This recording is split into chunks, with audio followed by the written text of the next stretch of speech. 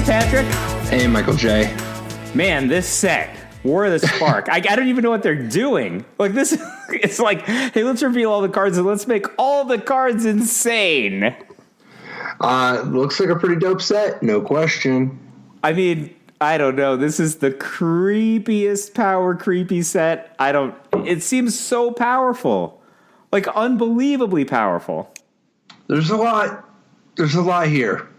But that's, maybe it's dope. At least it's a bunch of powerful stuff instead of mana vaults and dark rituals and time twisters and stuff, Well, I have an official favorite card. I don't think this one is going to shake, very likely. Okay. Yeah. I mean, it plays. Well, what is it? It plays into my leak. I'm just telling you right now, it plays into my leak. So it's a lava spike? No, my new leak. A mass. All right, so commence the end game. For you, instant, rare. This spell can't be countered. Tell me more. Draw 2 cards, then amass X, where X is the number of cards in your hand.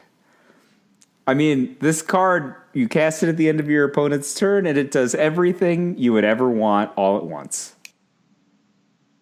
In that, like, you get a fast Morrow that cantrips twice? Yeah, I mean, like... But then it doesn't grow anymore?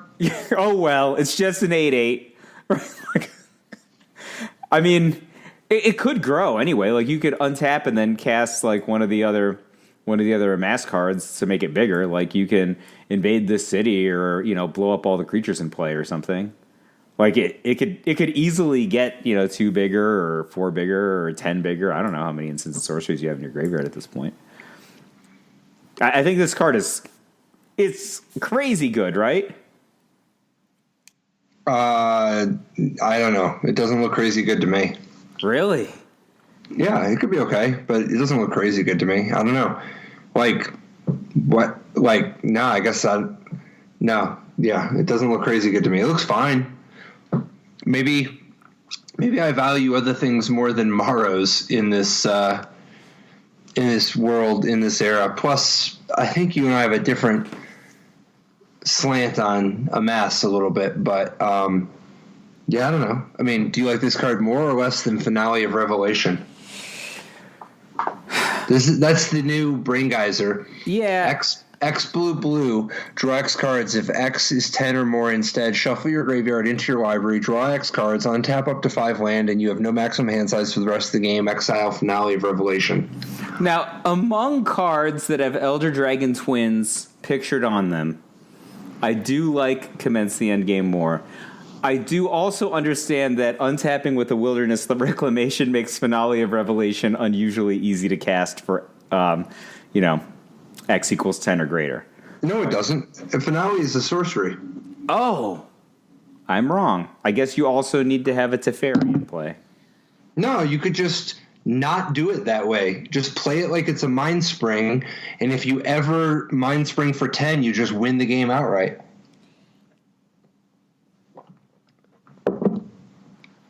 Yeah.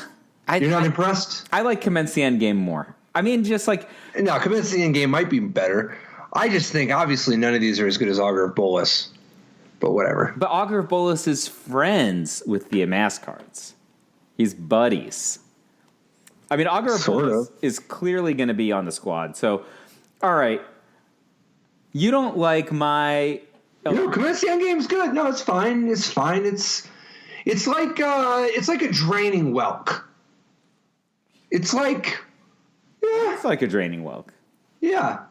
It's cute. It's like... it's for people who like cute, interactive, card advantage, 6-drops that don't have a big impact. What if you just liked Kigas? No. You see, that's got a big impact. It's going to be like an 8/8. 8/8 for 6, draw 2 with haste, with flash. It's not. It could be. No, it could be fine. Nice. Yeah, it could be fine. It could be fine. I don't know. Yeah, I don't know. I don't know what there is to it. It's just another card draw spell that makes a dude. Look, I don't know if it's the best card. It is my favorite card, though. Okay. All right. So it could be dope. Here's a card that might be the best card. It's pretty insane. You ready? No. Okay, now I'm ready. Yeah, what is it? Oath of Kaya. All right. Yeah, I should have known. Yeah, this one's pretty horrible for anyone who wants to play fair Magic. So Oath of Kaya is 1 white-black for a legendary enchantment. When Oath of Kaya enters the battlefield, it deals 3 damage to any target and you gain 3 life. All right. I don't think that's that great for 3. It's okay, but it's a little... We could do better. Yeah, it's just 1 more than a Lightning Helix, right? But it's slow. Speed in Orzhov instead of in Boros. Yeah, it's not good at all. Yeah, it's just an enchantment, legendary chip. Oh, but wait, there's more. Whenever an opponent attacks a planeswalker you control with 1 or more creatures, Oath of Kaya deals 2 damage to that player and you gain 2 life. Well, I mean, if they never trigger the Oath of Kaya, it's worse. Yeah, I agree. If they never trigger the Oath of Kaya, it means you're probably dominating them with planeswalkers too. Huh. Just the implication on the deck design, right? What a man. I don't know what's up with this card. Yeah, this card's a little messed up. Like it just annihilates just fair strategies, right? This card is definitely a compelling reason to not play fair. Yeah, I mean hey, you know how they gave away all those fancy Viashino pyromancers on Arena? They won't see any play. Because why would you? Yeah, I don't know. I don't know what's up with that card, man. I don't have anything in the defense. That card seems pretty messed up. Yeah, it's extraordinarily powerful, and it encourages you to play just here are all the planeswalkers we've got in War of the Spark. Put them into your deck now.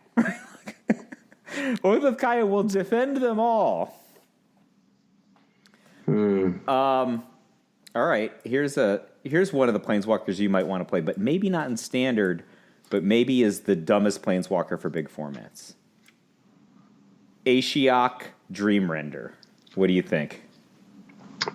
So Ashiok is 1 Dimir for a 5 loyalty planeswalker, one of the uncommon cycle that only has the 1- ability. But so the static here is spells and abilities your opponents control can't cause their controller to search their library. And then -1, target player puts the top 4 cards of their library into their graveyard, then exile each opponent's graveyard.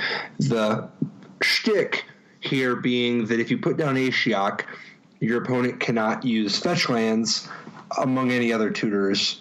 Yeah, no Primeval Titan, no explosive vegetation type stuff. And you have an implied mill 20, right? Like you get the first 16, no problem. And then you can even get rid of cash them in for for 4 more in case you have a second Ashiok or something, but yeah, I mean, plus it's not passive. Its minus ability is just sorcery speed Tormod's Crypto at worst, right? Then exile each opponent's graveyard, just in case. The other abilities weren't good. It's just sitting there. I mean, I understand that sorcery speed Tormod's Crypt is less compelling than the instant speed type stuff, but it's still fine when you have that passive ability or static ability. Yeah, this is quite a hate card for fetch land formats. Yeah, I mean, let's say, because at 1 Dimir, it has the following features. It can be Dark Ritualed out on turn 1. And it can be pitched to Force of Will. It's got all the features you would want in a card. and it super hates unfair strategies. What's beautiful about this card? It hates all the people who are just playing their mana base, just regular old, I'm going to get a basic mountain with my Bloodstained Mire. Hoses that guy, but it also hoses, Lord Golgari Grave Troll over there. Nobody's having fun. No, this card's just hate for all. Yeah, and it could kill you also. That's the thing. It could also kill you. Sort of. It takes a long time. Does it? Like, what if you can't cast any spells because they played this on turn 1 or 2? So you're just stuck. Yeah, but so what? It still takes 40 turns. Yeah, but I mean, you got to figure that the mage who's got this out on turn 1 or 2 has got something else going on in his agenda. And it's one-sided. That's the other thing. Yep. But it's only spells and abilities your opponents control. So if you like ghost quarter them or something like that, they would still get to search. Yeah. They would still get to search. Yeah, no, that card seems pretty hateful. I think it's really just great. I think it seems like it's going to be. I don't think it's going to be format warping, but I think it's going to be the kind of card that people are actually going to have to pay attention to in some of the larger formats. Possibly Legacy, possibly Modern, possibly Vintage even. So this is a little different angle of a big threat, but what do you think of God Eternal Oketra? 3 white for a 3/6 zombie god, legendary zombie god, 3/6 double strike. Whenever you cast a creature spell, create a 4/4 black zombie warrior creature token with vigilance. And when God Eternal Oketra dies, like all the other ones, you put it third from the top.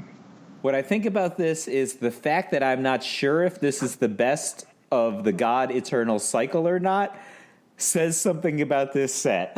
Because this card is nuts. And I'm not sure if it's the best God Eternal. It's fantastic. People have bent their entire deck design around much worse free token generating than cast any creature and I'll give you a free 4/4. Right? That's an insane. What if that were just an enchantment instead of a 3/6 double strike for 5 that you can't really kill, even by exiling it? Right? Like, this card is unbelievable. Like, you could just have it in play and then just cast like a bunch of 1 casting cost spells, like Llanowar Elves or something like that. You're like, oh, here's 20 power worth of 4/4 zombie warriors. Like, you're getting like, I don't know, a return of 5 power for every 1 mana if you've got 1-drops, right? It's crazy. And he can't, it's unkillable. Man. It's not unkillable. Okay, it's very difficult to kill. It is very difficult to kill.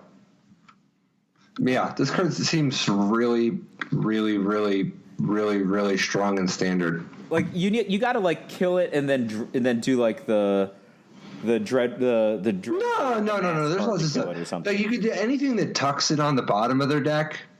Yeah. I mean, or if you counterspell this thing on the way in, if you control magic this thing, there's a variety. If you turn it into a 0/1 sheep or whatever. Yeah. You could get it with like a Merfolk Trickster.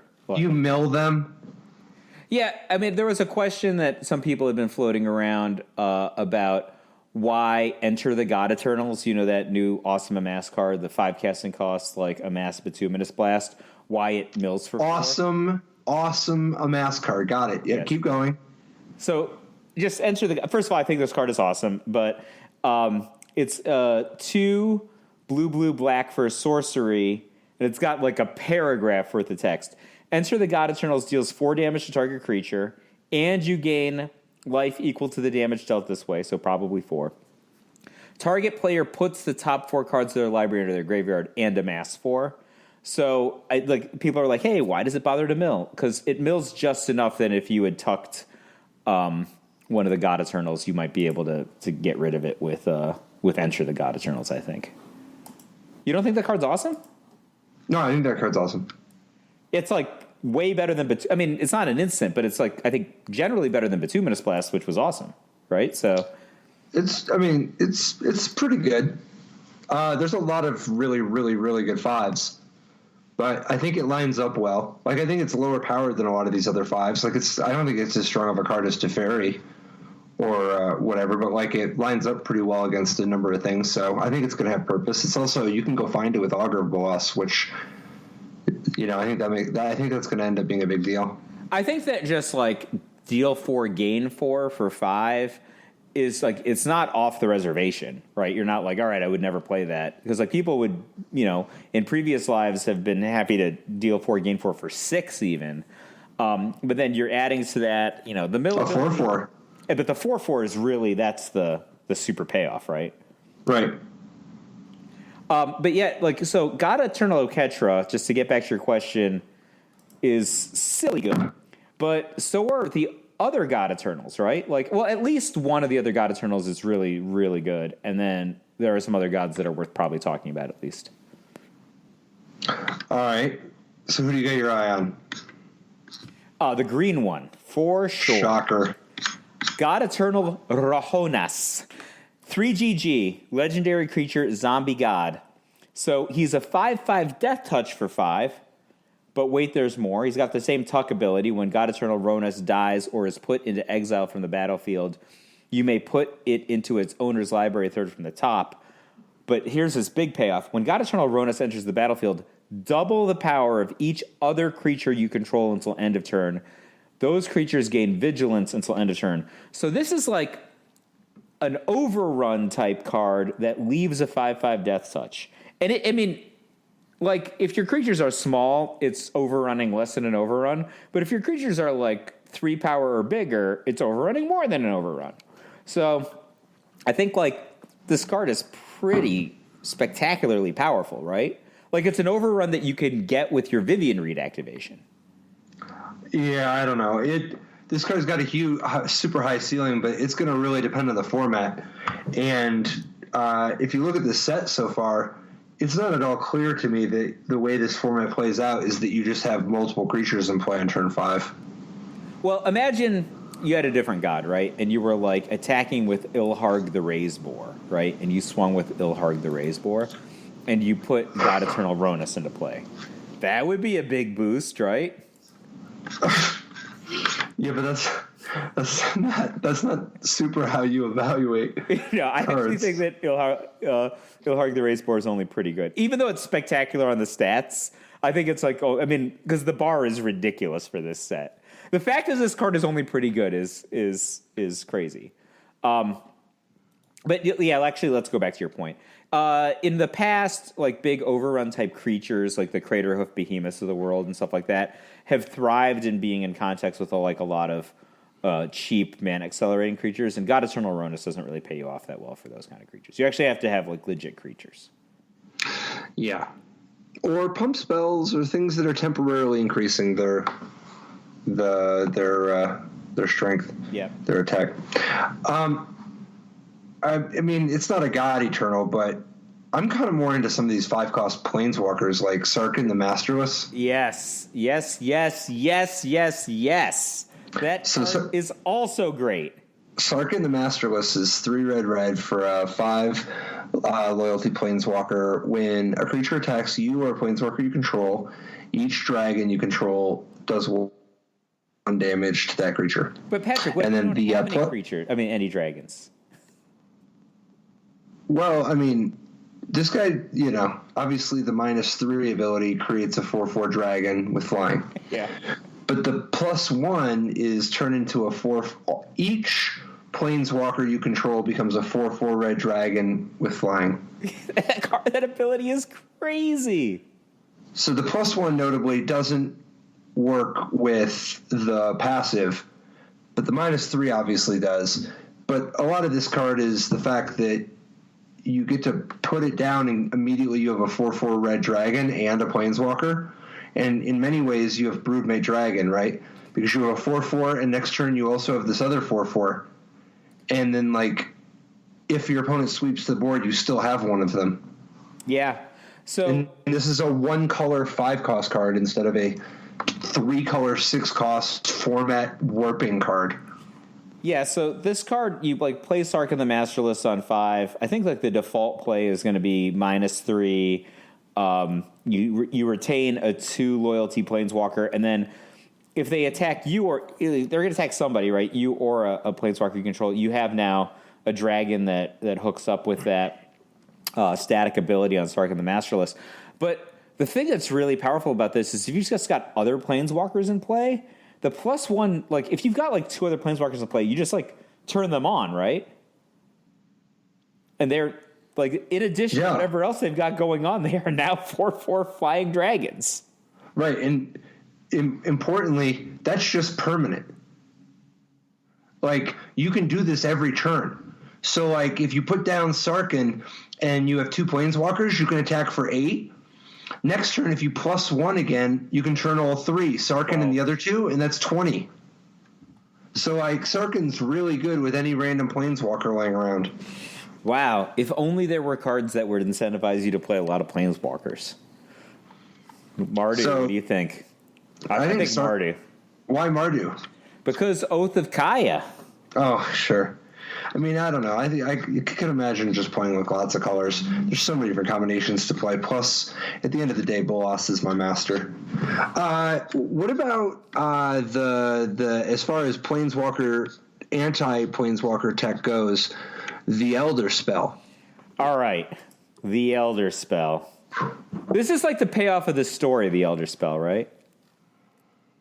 I mean, there's a lot of payoff of the story throughout this set, but this is a big story moment. So the Elder Spell is double B for a sorcery, and its text box can be a whammy. It can be. Destroy any number of target planeswalkers. Choose a planeswalker you control. Put 2 loyalty counters on it for each planeswalker destroyed this way. So if you're playing against like one of these opponents who's got, his cute Sarkin deck with multiple planeswalkers that he can dragon you up, Elder Spell can kill all the planeswalkers for BB.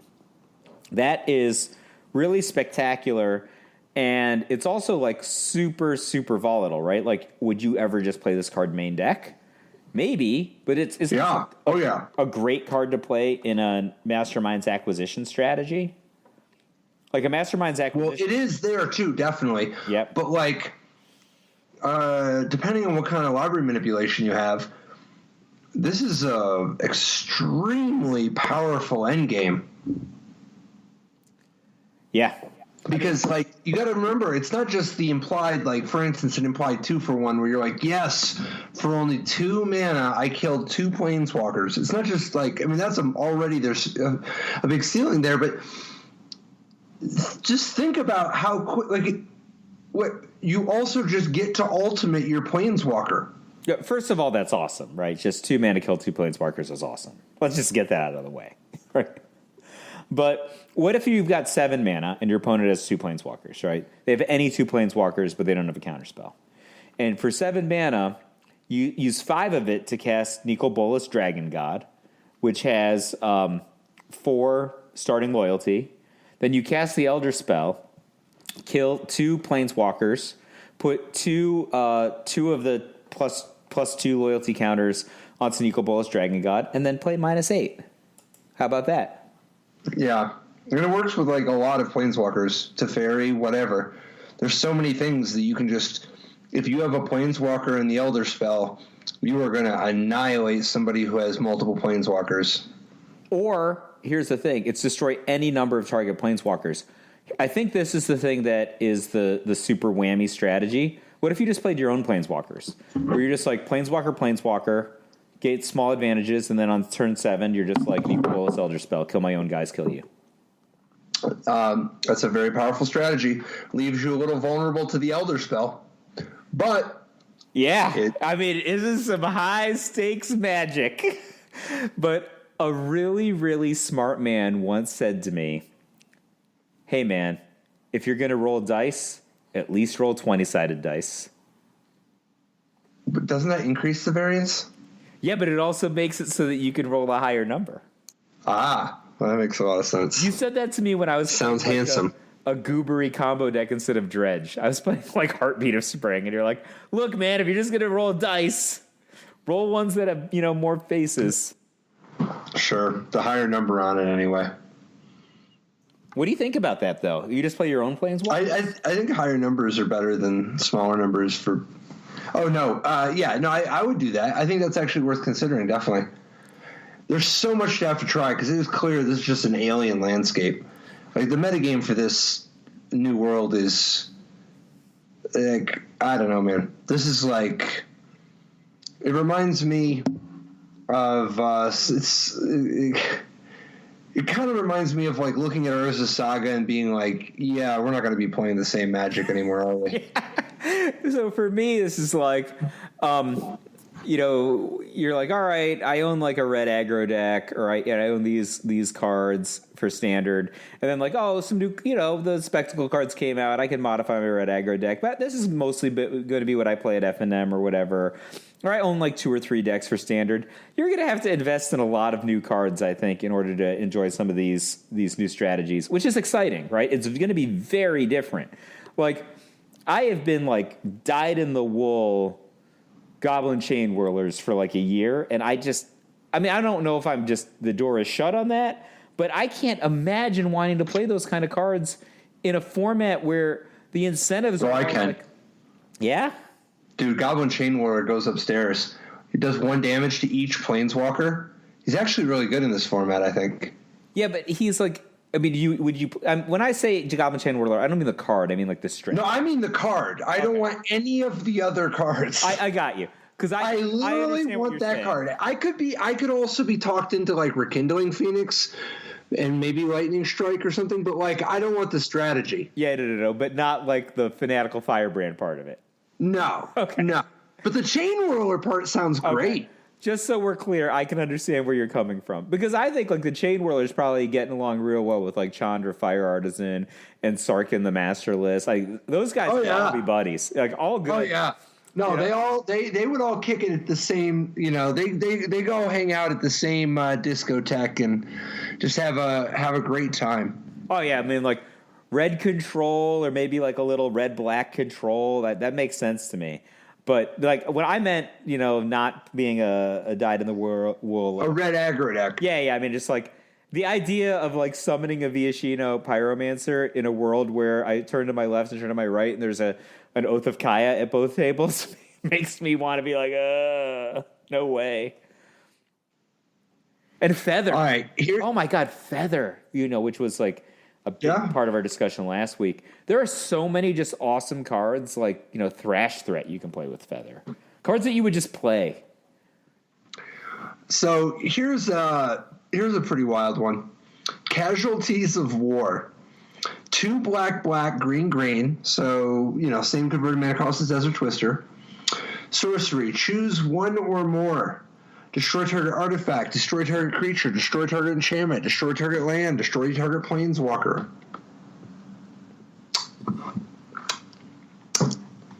Are you asking me how much I love this card? Yeah. I love it like, I don't know, 500%. Like, Desert Twister, it's weird probably for some of our, some of the folks who've been playing only in the last couple of years to appreciate that a card that was like GG4 blow up and like Vindicate basically, right, was a tournament playable card, and that people were like, oh, this is a pretty good card. Like this card, you can pick any number, right? But you can just get them for 5 permanents. It's like a one. You can pick 1 or more, so you can pick like 1, 2, 3, 4, or 5. I don't think you can pick -2, but yeah. Yeah, but like, so this is like very, like Cataclysm, but only for them, right? Like, it's not like they're like a go wide token strategy, right? But like the fact that you can. Well, hold on though. Like a fair number, like let's say. So first of all, like they're going to have some sort of 5 or 6 drops sometimes. Right, like you could realistically kill a high leverage Anthem, like one of their gold creatures, or whatever. But like, and you kill a Planeswalker like a Ajani, and you kill their History of Benalia because everything's just lining up perfect, and you kill their Legion's Landing that already flipped. I mean, I don't know. Well, first of all, this card's always getting 2, right? Because you're always going to get a land. Right, like functionally, maybe not 100%. Like sometimes you're only going to get a land, but I think generally when you cast this, you're going to get like a land and like a high value permanent, right? Yeah, I just think so often you're going to be killing a creature, a planeswalker, and a land, and then you have outs to things like enchantments and artifacts. And I think that just killing a creature, a planeswalker, and a land is a big deal in a format with so many powerful mid-rangey cards. I think that the fact that you will often be in a situation where you're like, God, I wish I could kill their stupid random enchantment. And that random enchantment is like an Oath of Kaya or an unflipped, Search for Escanta or something. And that this card gives you the option to do that is pretty cool. Like, also there's spots where somebody has like a treasure map, a Search for Escanta, and an Escanta the Sunken Ruin in play, right? They're all in play at the same time. Wouldn't mind it. Wouldn't mind shooting something like this at them. Yeah, I mean, and it's tough because like you got to compare it to the other alternatives. But what I'm still wondering is what are even decks, right? Like what are you supposed to be building around and doing in this world, right? Like there's like tons of powerful planeswalkers that generate card advantage and bomb creatures that if they live, win and almost can't die. And then there's like things that kill things. And I guess there's things that draw 10 cards or whatever. But like, I wonder what decks are even supposed to look like. Like what are you imagining playing? Like I'm not saying that it's ineffable. I'm saying it's so different that I think asking that question sets the tone for how we even approach all the other cards. Like, I can imagine just playing, like, God Eternal Oketra, right? And then just a bunch of good creatures to go with it. Maybe, like, some Gideons. Right? Like, is that a thing you could do? Because, like, God Eternal Oketra... That's anything. Incredibly powerful. If you untap with it, it's just a super engine. It's super resilient to any kind of removal other than counterspells. And, I feel like it's a lot of the way there by itself. And you could just play it. You can play this card pretty effortlessly with, like green advantage type creatures, whether they're mana advantage creatures or something like, Elf Crab, Squadron Hawk guys, because every one of those things is going to pay you back, and it doesn't hurt to draw random mana elves in the mid game if you've got God Eternal Oketra in play. And then your fallback plan can be like March of the Multitudes. Is that crazy? No, I'm not saying it's crazy. I'm saying, is that where you would want to start? I mean, where I want to start is Amass Linear. I think that's that's going to require a little more sanding off the edges than let's just jam every Amass card into our 60. What about Awakening of Vitu-Ghazi, which is 3 green instant, put 9 +1/+1 counters on target land you control. It becomes a legendary 0/0 elemental creature with haste named Vitu-Ghazi and is still a land. So my good friend and yours, Brian David Marshall, pointed out that this card is literally waking a field. It's literally what it does. Yeah.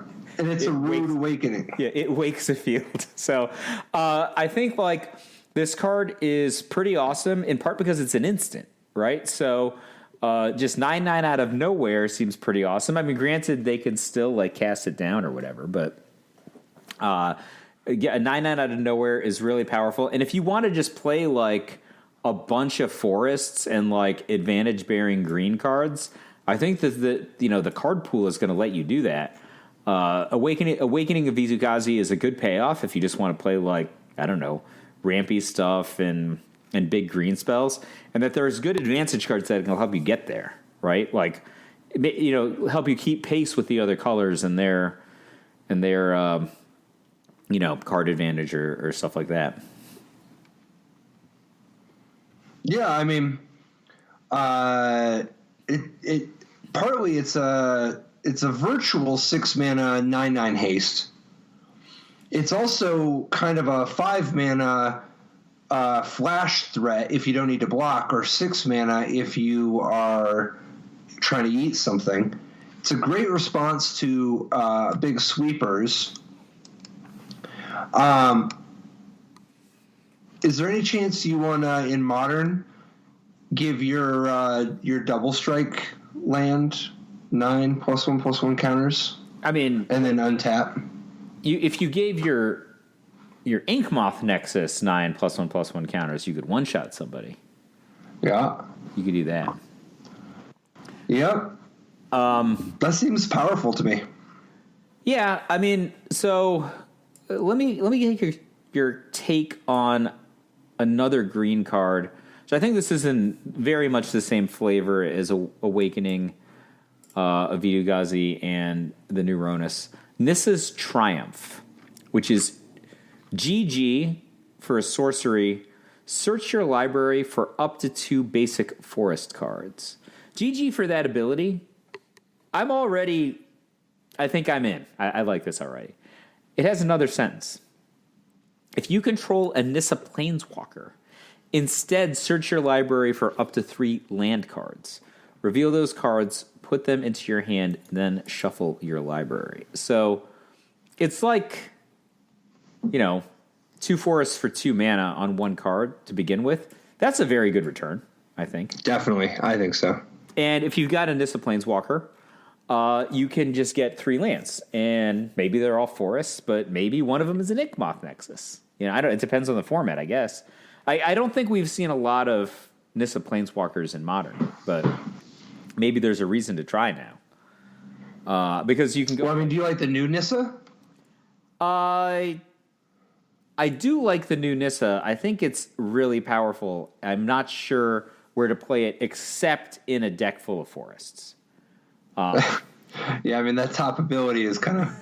Which is 3 green, 5 loyalty. Whenever you tap a forest for mana, add an additional green. The +1 is put 3 +1/+1 counters on up to 1 target non-creature land you control. Untap it becomes a 0/0 with vigilance and haste. And -8, you get an emblem of lands you control, have indestructible. Search your library for any number of forest cards and put them on the battlefield tapped. Shuffle your library. So this card is only 1 more mana than a Mana Flare, and it's one-sided. Right, that's one thing. It's a gauntlet of power to some degree, personal Mana Flare. But yeah, keep going. But it does... Rory's Wake. It does it all, right? So this card can help defend you. It makes just like kind of mid-range, mid-game threats, 3/3s.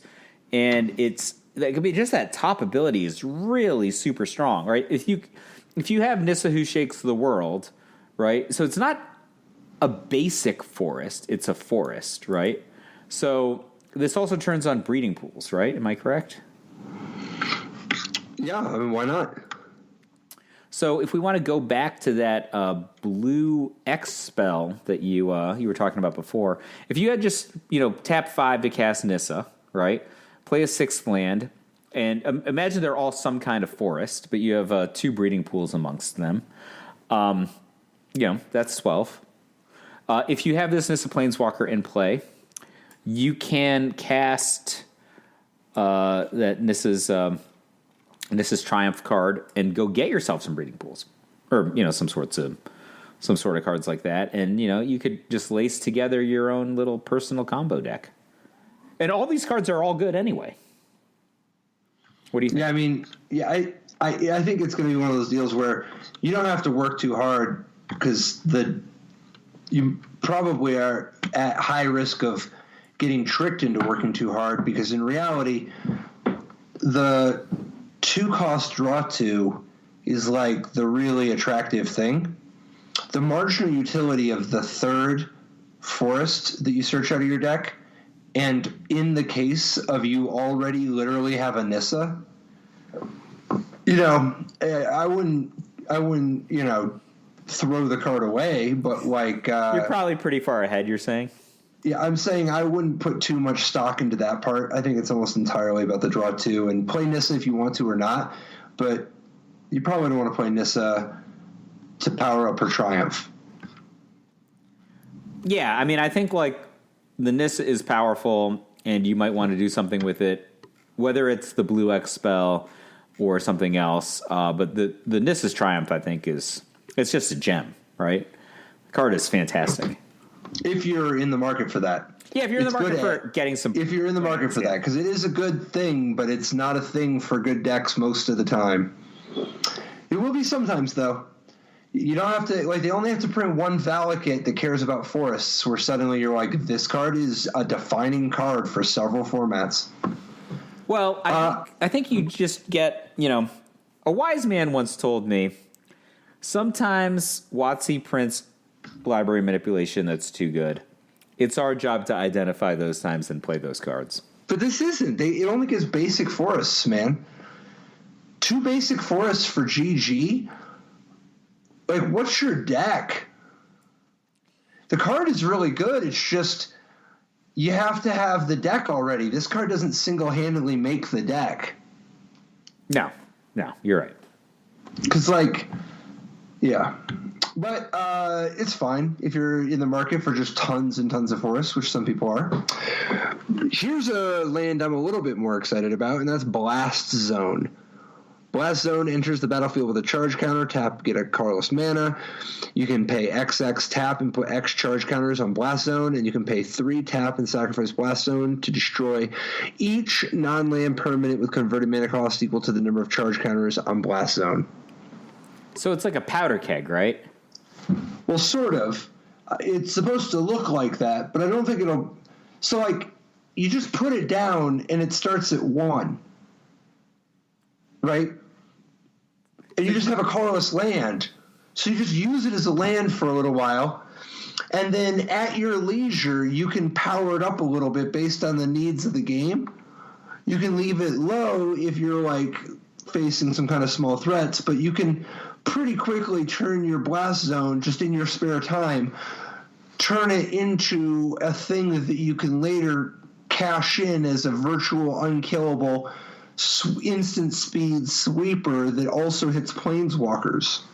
What do you think about the fact that it starts with a counter on it? I love that. Really? Love that. As a design. I don't mean power level wise. Because I think that not hitting tokens is important. This card is kind of... I think it would be lame if this card just swept all the tokens. Yeah, because I was thinking, I actually thought that was a fault point on the card, but you're saying that that's a feature of its balance. Yeah, you would not be able to get it at this rate if it could just kill tokens for nothing. Okay, that makes sense. It makes a lot of sense from a game design standpoint. I think that from a card pack... From a power level standpoint, it's definitely a drawback. It's an upside in that you start 1 ahead, right? Yeah, it's not intuitive that it's worse that it has a token, I think. Yeah, I just think that it provides important, meaningful counterplay and is a smart design decision. Okay, well, that's an excellent answer. So what do you think, man? Are you into this? I always picture you playing some kind of 20 island deck with 9 colorless lands, and they all do things, and this is one of them. That's on my agenda of things to try. I think that well, I don't know how many other people are going to be idiots with armies in front of them. I'm just how can I get their army? That's what I was thinking about today. Because I want to have 2 armies. Because you usually can have 1 army, right? So if they've got an army, I'm I'm going to control magic your army. But yeah, maybe not. I think that I'm probably going to have some red planeswalkers. Those are the things that I like the best. And I think that I'm likely to be in Grixis colors in Standard. Just because you want to be amassing? I think I'm going to try amassing, and then I'm going to probably end up with Nicol Bolas and the Elder Spell at some point. But that's really powerful. And I mean, maybe you could have both, right? Maybe you can invade the city and have Nicol Bolas in the same deck. I don't know. But I also just think that counter spells are a little up and down right now, but I'm really excited about doing things like shocking somebody's attacker so that my planeswalker lives. I like that idea a lot. I also like the idea about casting down their attacker so my planeswalker lives. There are some cards that you have very quickly convinced me were awesome. For example, Angrath's Rampage. That card seems spectacular. I don't know. I don't know that I would call it awesome. Seems pretty good, though. But, I don't think it's awesome. I think it's fine. It's a good card, but there's awesome. The bar has to be higher for awesome in this set now. Well, I mean, I think it's awesome because in Modern I can kill their Boggle. But in Standard, I just know what I want to hit, and I'll hit it with this probably. Because you have other things going on. And then it's so easy to get card advantage and probably to smooth your draw out in this format. Everything smooths your draw out. If you include the other sets, right? All right, let's play with some treasure maps, or let's play with some Search for Azcanta, or we've got This is triumph. We can smooth our draws out. We're going to be able to hit our spells. That means that we can play expensive planeswalkers at a high level of reliability. Yeah. Yeah. No, I mean, there is definitely no shortage of.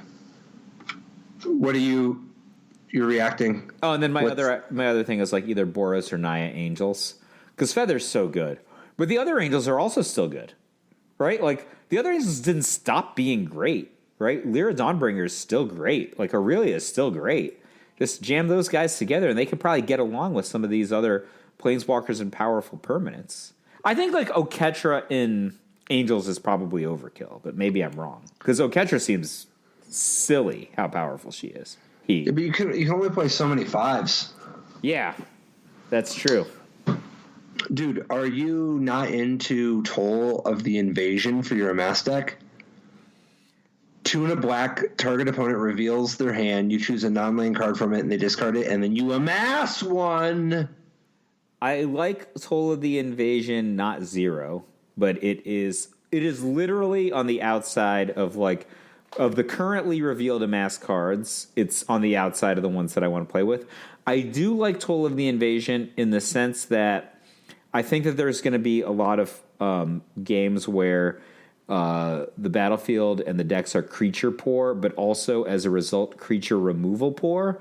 So Toll of the Invasion can get their key planeswalker before it hits the battlefield, but later in the game it actually can give you a body that can attack planeswalkers. And like you might be in a situation where you just need a body, even if it's a silly 1/1, right? And they might be poor for creature removal because, you know, we're in a game right now that Toll of the Invasion is one of the relevant spells. So I think that's a possibility. Yeah, I still am just waiting. Like, what's the Amass card that just makes Amass the thing going on instead of planeswalkers and things that kill planeswalkers? I don't know, Patrick. I think like clearly, you know, the Dreadhorde Invasion isn't as good as Bitter Blossom. I think you made that pretty clear, right? I agree. I still think it's powerful, but when you factor in like especially the gold Amass cards, like the Invade the City and the Pyroclasmish one, Widespread Brutality, like those cards are really strong. Like if you're playing them all together, and this new 6 casting cost endgame one is, I think that card is really good. I mean, I think I have to play with it and fail before I decide it's not good.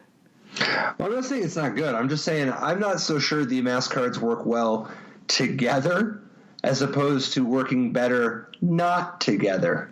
Really? But we'll see. I think that they have to work well together because I don't think that they're I just don't think they're that good individually. Right? Neither do I. Now we're getting on the same page. I mean, like, Lazotep Plating is not the most exciting card in the world unless it has a purpose beyond a negate for a negate's cost. Yeah, I mean, it's not even really a negate either. No, it can't negate your Nicol Bolas, right? Like, it gives something hexproof for 2 instead of for 1. But you're paying a premium. I think like it often is the value of a negate for the cost of a negate, but then you also get the amount. Well, but there's other ways to give things hexproof for 1 instead of 2. If all you're going to do is hexproof. Because I think it's not fair to describe it as a negate, because I don't think it's going to be a negate half the time. Yeah, I mean, yes. If what you needed to negate was Jace, wielder of mysteries, it's not going to help you out. If what you needed to negate was a Banefire, it's better than a negate.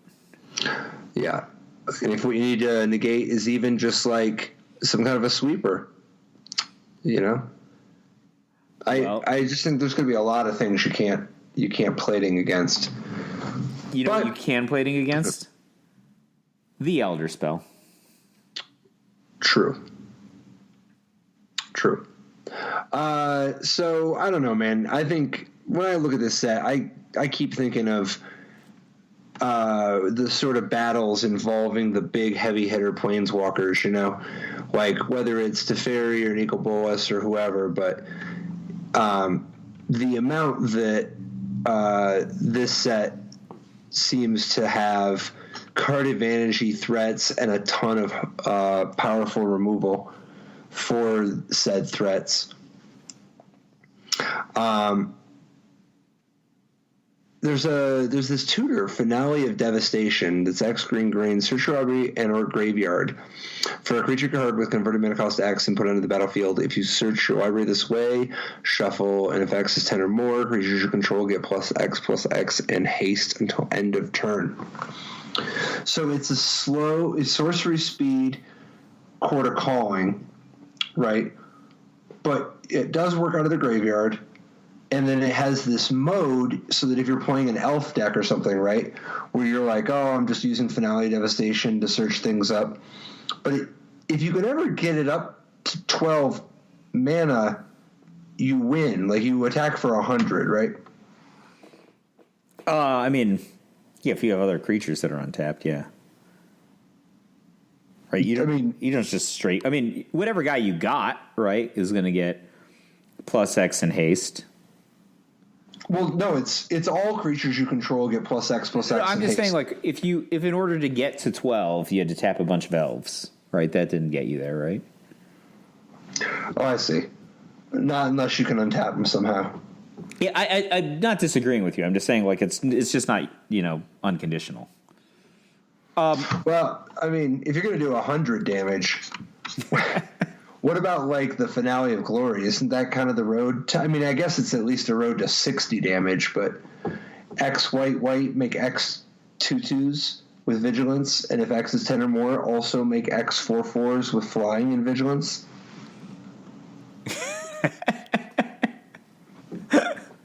Like, this is a token maker, right? Like, this... I don't know. I mean, this is like... I was thinking about, like, what are they doing on this? Is this the Avengers Endgame of Magic sets? Like, it's all like, how are we going to end the fight with Thanos? Finale of Glory. Enter the Endgame.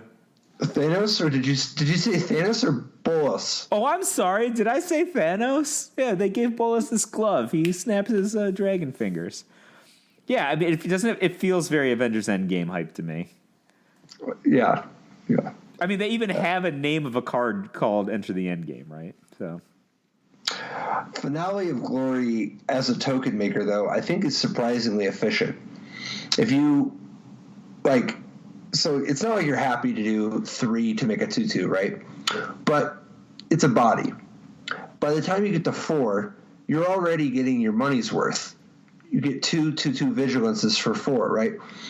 Once you get up to 5, 3 2/2s is like not an embarrassing payload for 5, right? Like, well, that's 6 power for 5 mana, right? Right, across 3 bodies. And then it just keeps scaling better and better. Like, by the time but then you have this end game of if you can ever get up to 12, which, for instance, if you were to, say, temporarily gain the ability to tap your tokens for mana, you might be able to pull off relatively quickly, like on turn 5 or 6 or whatever. And if you ever do this for 12, X equals 10, then that's 60 more you're contributing right there, which is a little overkill, admittedly. But as a token maker, I mean, that's just not a big opportunity cost. What was the name of that card that you and Paul used to play? It's like XW, make X11s. X Cats. Oh, XW. Yeah. Oh, sure. Something the Sands, maybe. Yeah, but like Secure the Waste. Secure the Waste, sorry. Right, so you would play that in like a blue-white control deck, right? You'd have like one deck to win. That's an instant. So that's actually where I kind of want to go with this. If you have Finale of Glory and you just, I mean, is this a good card to play like in a blue-white control deck with Teferi the Teferi the Time Raveler? Right, because you don't think so? Maybe it is, but I don't think so. I think you got to be unless you're a dedicated token deck also. I think the only way you're going to get your money's worth out of this card is if you're playing a token deck. But maybe not. It could just be enough rate. I mean, making X Cats was enough back in the day. Yeah, I just think like having sorceries that you would want to play for huge advantages at instant speed is something that maybe Teferi is going to help you get away with. And separately, like this one in particular, this White Finale, it doesn't require you to be doing that much fancy stuff with your deck, right? Like you don't have to have like play Teferi in it. Well, Teferi is a great card, right? Maybe. I don't know that he is. He could be a good card. Maybe he's a great card, but I don't know that he is. You could be right. I don't know. I don't know that it's so sure. It's hilarious that if both players have a Teferi in play, that neither one of them can counter a spell, even if they turn their sorceries into instants. I just think that's funny. Yep. Yeah, no, Teferi has that kind of effect on people. I don't know, man. How much of a chance do you think there is that it's going to end up being about some kind of weird, dinky, some of these weird 2-drops they got that have all kinds of abilities? Like the blue-black one, Soul Diviner, I think it is. It's a 2/3 zombie wizard. Tap, remove a counter from an artifact, creature, land, or planeswalker you control to draw a card. I don't think it's going to be about this guy very much now. Dude, this guy is so good with River Delta. You get to just tap your depletion land from Ice Age, put a depletion counter on your land, and then remove it to draw a card. Is it also good with like your Dark Depths? Yeah. Yeah. So it takes a while, but yeah. It's all right. He's gaining value the whole time. Yeah. So this is my problem with like these kind of interesting but potentially, value-laden just small creatures. If you're creating what looks like a format where there's huge incentives to just invest in mid-range control cards, whether they're, cheap to mid-range to middle casting cost planeswalkers, and then just play like a ton of Chaos Wraths and Deafening Clarions and fast instant speed removal, etc., to defend them. There's just no way that creatures are going to be like regular creatures, like meat and potatoes, 2 casting cost creatures are going to be the thing that rules the day. There's just going to be all these decks that have like 3 planeswalkers in play and just cast Deafening Clarion. You know what I mean? Like how much advantage are you possibly going to get from your 2/3 Dimir skeleton guy that's going to compare to the amount of cards that somebody's going to draw from their Jace? Or how much advantage they're going to get from their Nicol Bolas? I mean, admittedly, on the surface, it doesn't look very close. Or like they just cast their Oath of Kaya before they play their first Planeswalker. Just to make sure we're on the same page here, buddy. Wow, does that card match up poorly against Oath of Kaya? You know what the worst thing about Oath of Kaya is? Even though it's legendary, people are just going to have 4 in their deck. They're just going to have 4. Not everybody. There will be some maniacs with 4 copies. Agreed? Yeah. I don't know that they're even going to be maniacs. Yeah, I think there's going to be some sane people with 4. Really want to draw this card. So, I don't know. I just... yeah. That 2/3 guy really matches up badly against Oath of Kaya.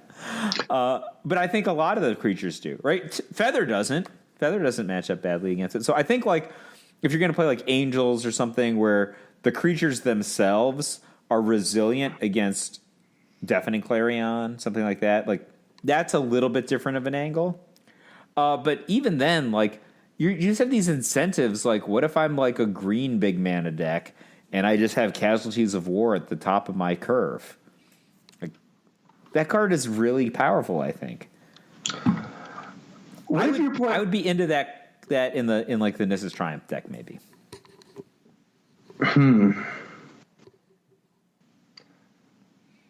Here's one for you, man. Gruul or whatever, but some kind of so using Bolt Bend to protect your various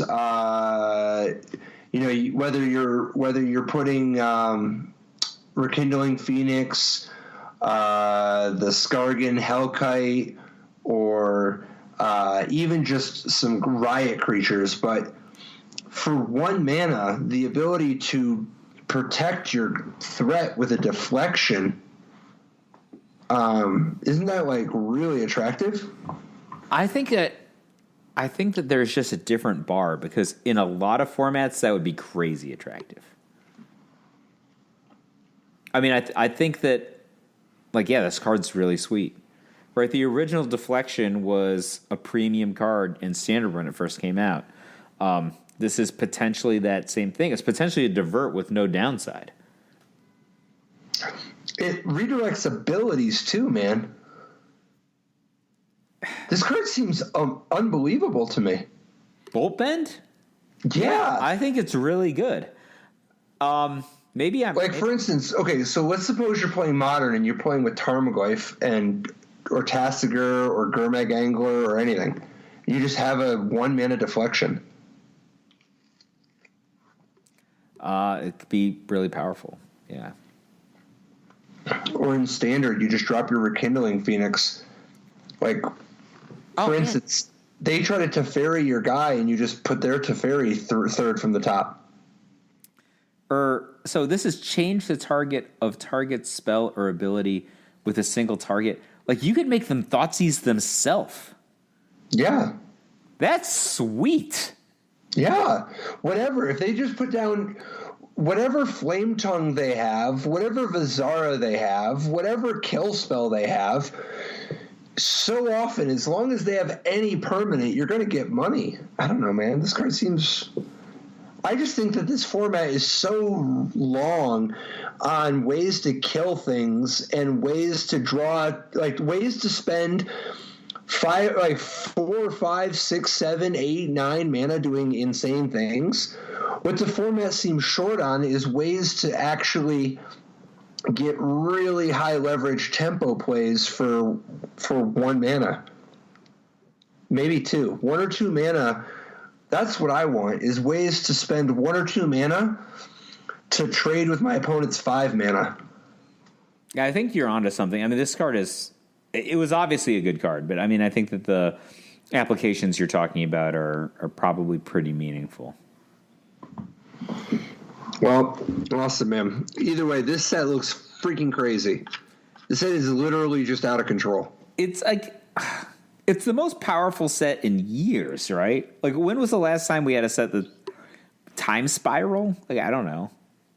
I don't know. This is, well, it's more powerful than Time Spiral, I think, to be by far. But I think that from an overall powerful card standpoint, I don't remember the last time they made a set this powerful. It's not broken the same way like Kaladesh was power creeped out of this world, but in really broken, weird, combo-y Urza Saga style ways. Not as many as Urza Saga, but this set, though, the number of powerful cards is just... It's going to really overshadow all the other cards in Standard. This is more like when we were playing Battlecruiser Magic, right? When there was Jason Primeval Titan in Standard at the same time. Yeah. Yeah, that's a good example. I'm very okay with that, because I think, like, just having really powerful fair cards that let you play like a developed game of Magic is attractive to me. Instead of a super like rush game where everybody's just attacking each other for 20 on turn 4, which I don't think is going to happen that much in this format. No, I think this format's going to definitely be a lot of attrition, card advantage, and potentially leveraging tempo plays. Mid-rangey threats and interaction, extremely versatile interaction, with the real pressure being the looming combo kills or massive card draw threats that people have. Week 1, you're playing Standard. What's the most interesting strategy in your head right now? Most interesting? I mean... So it's tricky. Most interesting for you that you would be interested in playing yourself. That's what I mean. Grixis, but I'm a sucker. Like Nico Bolas, Elder Spell? Oh, yeah. I'll probably have some amount of Elder Spell somewhere, but I'm not going to be building around the Elder Spell as much as I'm going to be building around Bolas. What do you think about, is it Dovin's Acuity? Is that the Azorius version of Disinformation Campaign? I think that card is really good, and that's not in this set, obviously. It was in the previous set, but I think it might have some buddies. And the reason that I think so is you play that card with a bunch of good instants, some of which are from this set, and with Mastermind's Acquisition, and you can go get your Elder Spell. But maybe it's 4-color, maybe it's Esper. I think I'd be into that because you just get like a lot of super high advantage for cheap playing with those cards. I mean, I do like Oath of Kea. It sounds like your deck could incorporate that. Yes, that's definitely on the short list. But I was really thinking about just drawing a ton of cards, gaining a ton of life, and then at some point, if you have enough mana, you can just like Mastermind's Acquisition for Omniscience. Just do whatever you want at that point. Dude, I love it. You dream big. Oh, yeah. I think that we're going to be able to do better than Dovin's Acuity. All right. Just from a mana efficiency standpoint. But either way, I think there's a lot of work to do because, man, this is a very, very, very new world. It's going to be different in a great way. I'm excited, man. All right. Same. See you next week. Bye-bye.